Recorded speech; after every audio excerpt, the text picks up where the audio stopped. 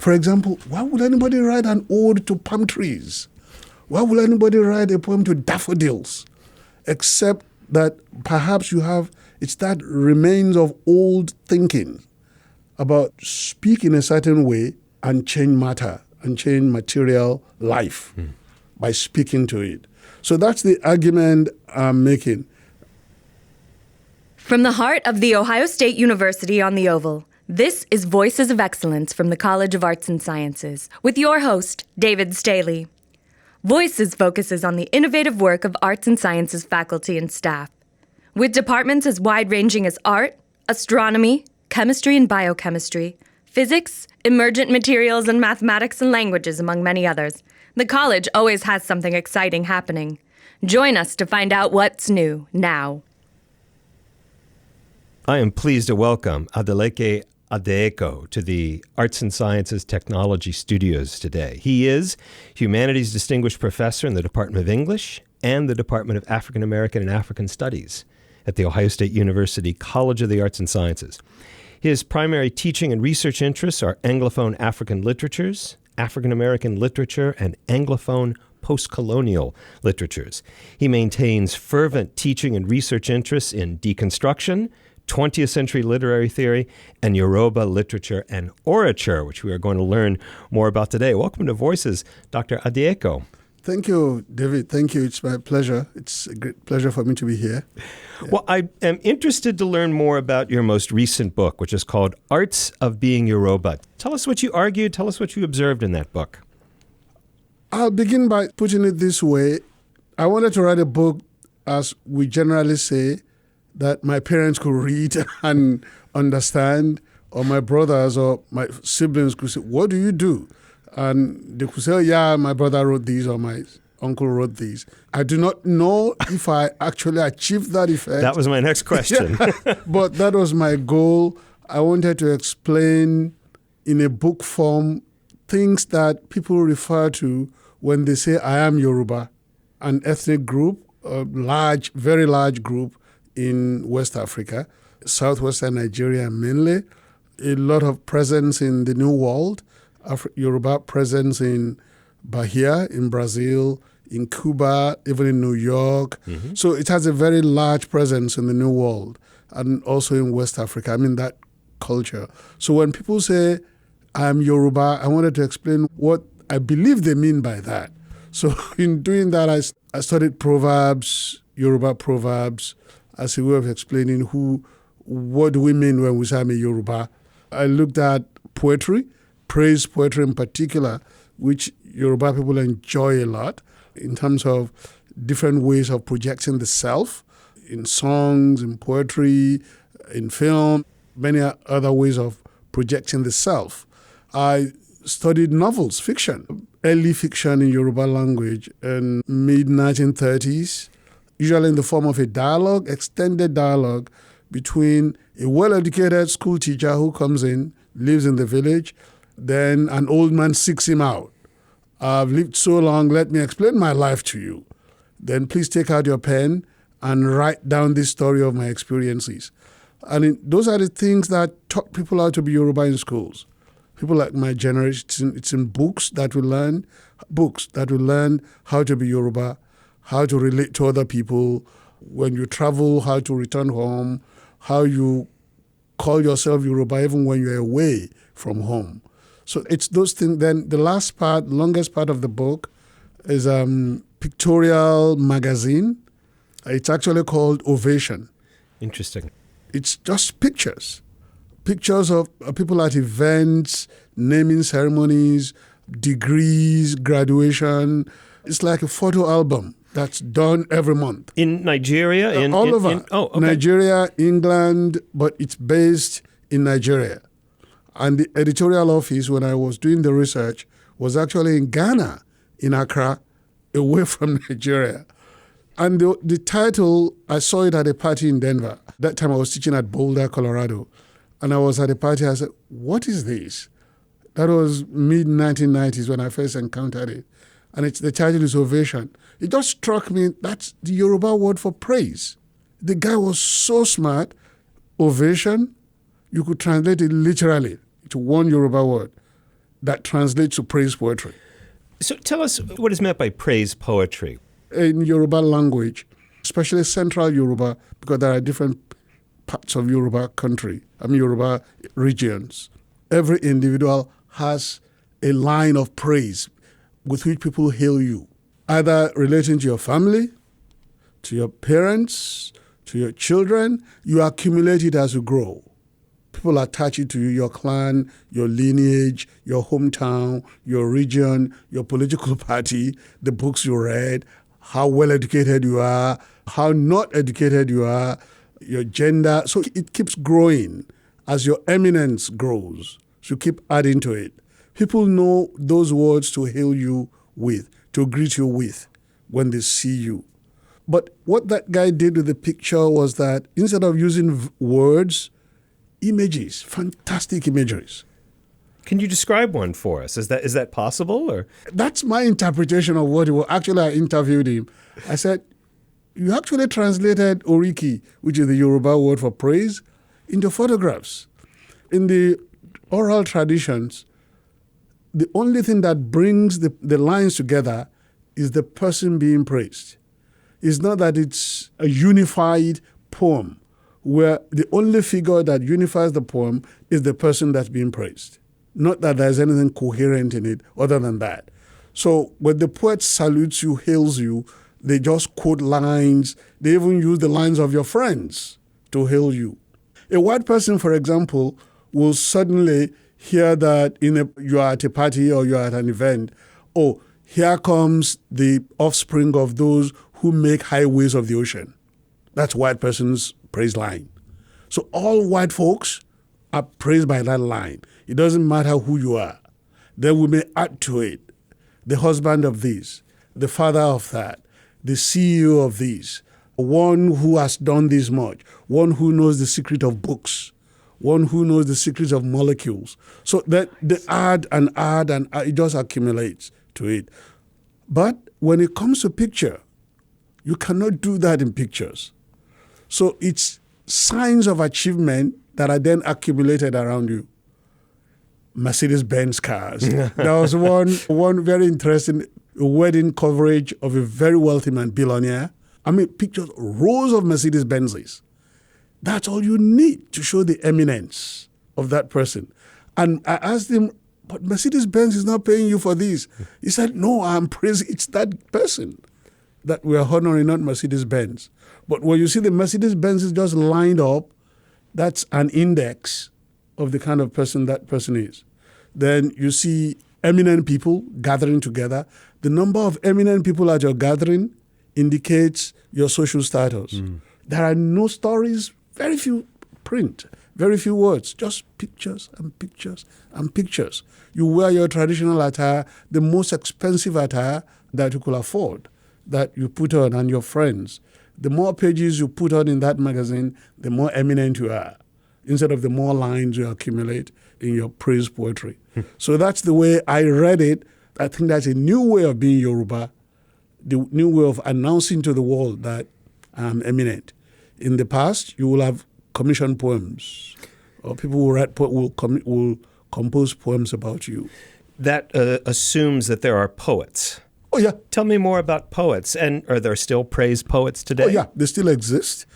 Actually, the most enduring form in Yoruba literary traditions is the poem. You now hear them in songs.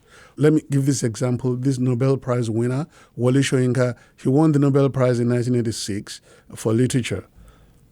2 years ago, I just had a song in praise of Wole Soyinka, the great poet. I said, that's a popular record. And there are so many other compositions about him praising his achievement as a person of letters, as someone who knows the secret of words that he puts together. So it's not just eminent men. It can be writers, intellectuals. Writers, intellectuals, elephants, animals, trees. Really? As long as they have importance to the observer or to the community or to the audience. So a tree could be praised. Oh, yeah. Like an oak tree that's at the center of a town. There have been many lines about it, about how mighty that oak tree is, how it provides shades for everybody. So the next time we see you at an event, I'll refer to you as a person of the oak, the city with the oak. So that tree becomes part of your own line and everyone who lives in that vicinity. Elephants have their own, snakes, all sort of. There is nothing, it's like a name, as some historians argue. It's like a proto-name that you give to individuals and things. And tell me about poets. Who are these poets? Are they singers? Are they... Mm-hmm. Yeah. Actually, the word for poet is song in Yoruba language.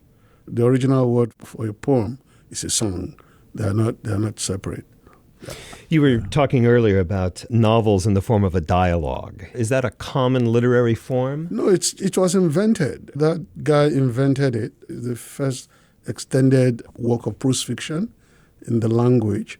This old man goes to the village and says, "A young man, pick up your pen, listen to me, and because I do not want to die." That's a common thing in fiction. I do not want to die without the world knowing or learning about the things I've seen. Then the other person feels compelled, takes up the pen, and starts writing and transcribing what the other person... Actually, it's more a monologue than a dialogue. Yeah. Well, and this is common in even contemporary Yoruba fiction. It's changed, it switched around 1960s, what literary historians used to call the Fagunwa tradition. That tradition of the old man usually has adventures in the forest, unknown places, conquered many people, many locations in the bush. Then it switched around 1960s and became more realistic. So that since then, we've not had that tradition ended around early 60s. Women tell their stories in this fashion? In the older traditions, women did, but we don't have a lot of women novelists until lately. And that's both Anglophone and the older languages. There are not as many writers, but now there are actually more women writers than men. Up till about 20, 30 years ago, the writing vocation was mainly men than women. You started off by saying you were looking at proverbs. Tell us a little bit about your study of Yoruba proverbs. I considered proverbs in that book too. Actually, one thing about novel, one of the things I wrote about novels in that book was in terms of gender relations, how those older novels, in my reading, in the way I read it, taught young readers to be men. How men are made men in the kind of models, those story, and the way the stories are told. The storyteller, even when it's the female experience, it's told from the point of view of their male consort. And the voice of the man, of the male figure in the relationship takes precedence. When there are other things that show us to the contrary in the details of the story, you could see contrary things that men are not in charge as they think they are, but the storyteller is usually masculine. So that's one of the things I tease out in the chapters on fiction, on the cultivation of sex and plot in the literary tradition. As for proverbs, that started in my dissertation, which was about proverbs essentially. I was trying to see proverbs, and I looked at proverbs. I still do. I study meta-proverbs. Proverbs about proverbs. Oh, give us an example of a proverb about a proverb. If you see my email handle, for example, I use one phrase at the end, which I got during my PhD dissertation research in 1999. If the needle could sew, it will have no hole on its back. If the needle could sew, it will really have no hole on its back. I saw that statement is commenting on itself. I found it striking that it was first recorded by Richard Burton, one anthropologist traveler in West Africa. Actor, the anthropologist. The anthropologist. Yes. In 1849 in Ghana. That's when he first recorded it. We call it Wit and Wisdom in West Africa. And every time, people who saw it always write back, what do you mean by this? But the needle could sew. But the needle cannot sew the hole that enables it to slow. And I was studying deconstruction. That's a perfect deconstructive moment, deconstructive saying for me, that there is no ground that does not have a ground. When you say, I'm basing this on that, I'm basing something on something else, what you are basing it on actually has another basis. So the base is endless, that you just keep looking, you find base of base of base of base of base. To stop is not because there are no other bases to find, it's because you want to carry on. Is that kind of meta-proverb, is that kind of recursion common in Yoruba culture? It is. Very, very common. The proverb is the horse of with which words are eaten. So that's from east of the Yoruba folks in Nigeria, among the Igbo people. The proverb is the palm oil with which words are eaten. That's a commentary on the saying itself. It's a comment on the comment. So, and there are so many like that. The proverb is the horse of words. When words get lost, you write proverbs to recover it. There are countless. I like collecting and looking at proverbs about proverbs, such that in the end, when people tell me, according to the Yoruba people, I say, which Yoruba people are you talking about? Because these folks are so recursive.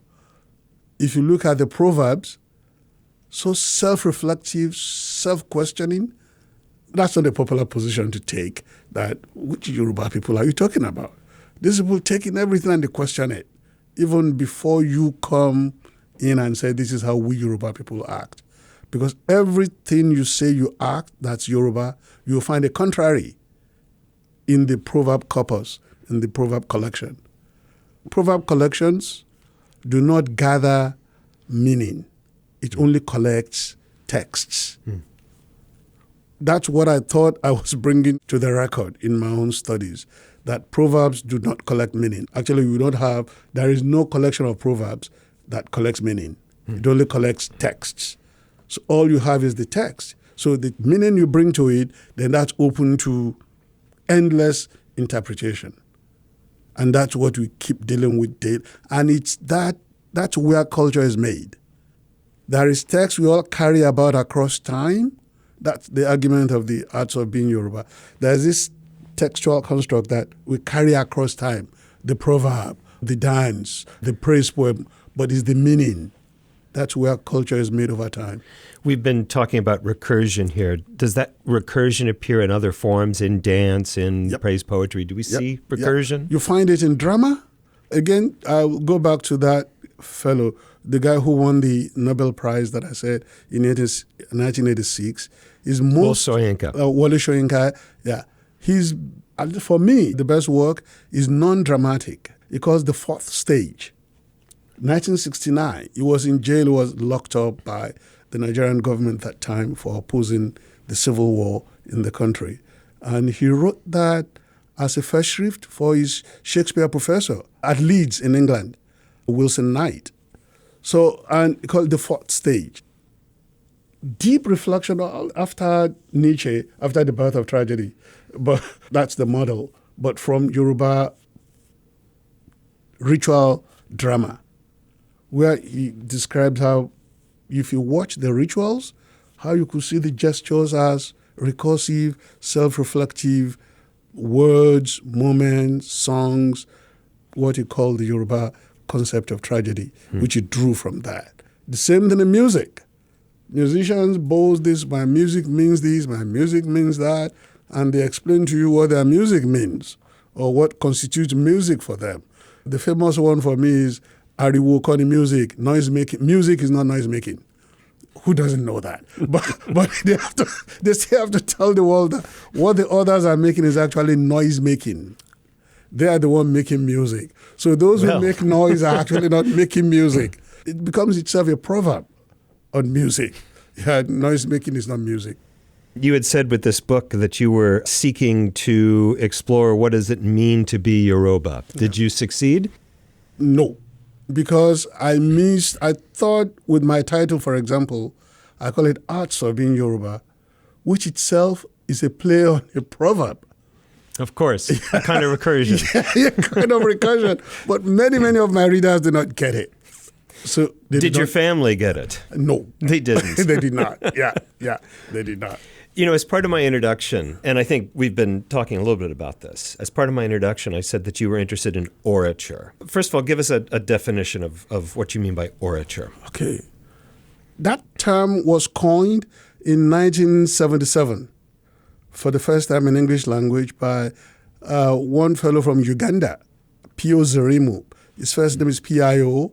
His last name is Zirimu, Pio Zirimu. They had a debate, as they did in many African universities in the 60s and early 70s, on if literature has something to do with the letter, and we do not have a writing system, but we have verbal arts. That was oral. What do we call it? Mm-hmm. It's literary in the sense that it's second order, artistic, aesthetic use of language, self-conscious, but it's delivered in a non-lettered form. Mm-hmm. So they said, okay, some people call it oral literature that's in oral form. Then Zirimu and his colleagues at Nairobi then said, no, we can as well call it orature. That's how the name came about, a combination of oral literature that just joined together to simply mean orature. Then as a way of emphasizing, when we read literature with it, we read for how written texts mimic or repeat things that you could manifestly show came from oral traditions. For example, you read a Chinua Achebe novel, Things Fall Apart, filled with proverbs. That's an example of orature. You see that, in other words, in a written text, that you see people using proverbs. Other verbal forms, praise poetry, for example. You're reading a novel and somebody breaks into praise poetry, describing someone as the one with large bands of yams. You don't come around and ask, is it a farmer that died or a trader? So to do that, you are not well educated. If you hear me praising at a party someone who has a large, endless supply of yams, and you're asking me, is that a trader or a farmer? That tells me something is off. So it's those marks that of bringing what is clearly, or you could trace it back to oral traditions, but showing up as part of devices of realism, devices of reality in written texts. Then that's what they call orature, generally. Same types of techniques and theories to study orature as we do literature? Some are similar, some are not. Because in orature, it's more collective. Mm-hmm. It's more performative, performed, not written. As you could see, the attempt to reflect the performance. It's composed, whereas the other one, you do it individually in your home, or you do it on your laptop. The things are changing now. What you look for in orature is similar, but also different. So when we study oratures, I look for influences. Is it influencing the structure, or is it departing from the structure? Oratures are such that when we study it, now it includes a lot of things, even things written from other traditions that are brought in, performance traditions that are brought into the literary tradition. So it's similar, but at the same time, you look for differences. When you read a novel that's my favorite, 2000 Seasons, by a Ghanaian writer, the whole thing is as if it's being delivered. The more than 200 pages of novel is like someone repeating a warning to an entire community, to a small gathering. You are warning them about the future by telling stories, by reminding them of the past. Nobody does that in real life, but it's a technique that you account for when you are reading or explaining that novel. I know you have an interest in literary theory, especially 20th century literary theory. Yeah. Have I been detecting some postmodernism in your thinking here? Derrida is my favorite. I've always loved Jacques Derrida. My dissertation was, again, over 30 years ago, directed by a Derrida translator. So that's how I got into... I was just fascinated by French, although I don't read French, which I regret, that in high school I cut French classes. I really, really regret that I should have stayed in French classes in high school. But fortunately, there are competent translations in English. In Derrida's of Grammatology, his most famous English language book, he described the proverb, and I was a student of proverb. He said the proverb is a grammatological statement. Or to say the word is, so to say is the worst grammatological word you could use in English, because nothing is by itself. That just struck me as Ghanaian. In Ghana, they say nothing is by itself. That's a proverbial statement. And here was Derrida accusing the proverb of being so grammatical. That's what caught me. And that's why I've been interested in the use of how language cannot stabilize. Where did that come from? Why are you a literature professor as opposed to, I don't know, a musician or something else? How did you end up in this line of work? Actually, I wanted to study Yoruba in the university, but I was accepted in Nigeria to study education English, to be an English teacher. And I wanted to switch to Yoruba studies. Then the undergraduate studies director said, no, you cannot. The government sent you here to study English. Oh. You have to study English. I just decided to make the best use I could of English. And I got into English because that time, if you get a degree in teaching and one other subject, you get free tuition. And for me, I couldn't afford. I had to wait 4 years after high school to get that chance to go to university. So as soon as I got that free opportunity, I can pass on it. So, and after that, I happened to have the great luck of being taught by literature professors that I liked a lot. They joined literature to society. Ife, that time, that was the university I attended. The Department of English was clearly Marxist, revolutionary. We wanted to save the world. They taught us how to use literature to save the world. So that I just got completely, I abandoned education after that. I have to be in literature because they showed me how to use literature. They taught us how to use literature to think of liberating the world, of changing the world. I'm not sure we succeeded, but yeah. Tell us what's next for your research. There is these 2 books that I'm working on. One just started recently. The one I've been trying to complete for a number of years is on, again, going back orature and literature, which is a constant theme in my work. I want to study the animist origins of poetry. Why does anybody write poetry in the first place except to make things happen? When you say animist, this means?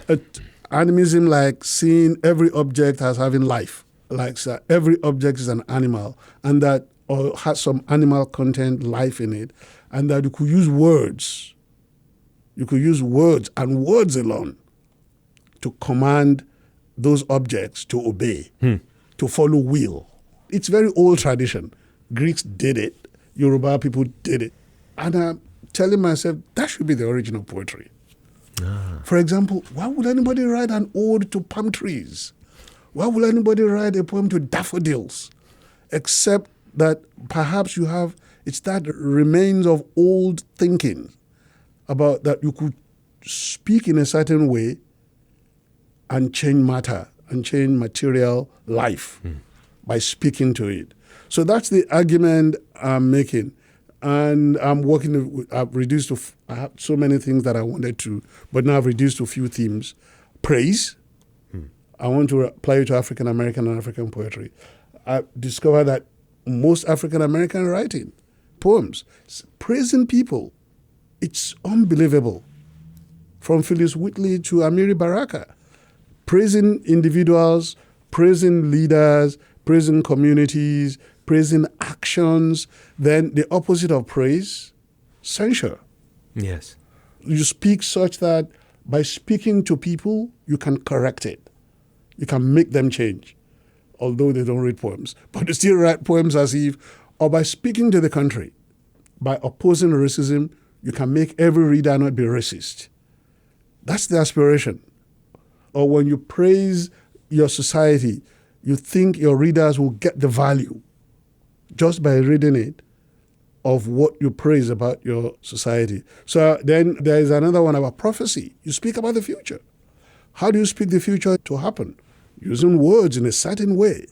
There's a formulaic way. There are patterns of using words that can force the future to follow your will, to obey your desire. So it's those patterns I'm sorting out now. I'm trying to describe. That's what I call it, animism and poetry. Adélékè Adéèkó. Thank you. Thank you very much. It's my pleasure. Voices of Excellence is produced and recorded at the Ohio State University College of Arts and Sciences Marketing and Communications Studio. More information about the podcast and our guests can be found at go.osu.edu/voices. Voices of Excellence is produced by Doug Dangler. I'm Jen Farmer.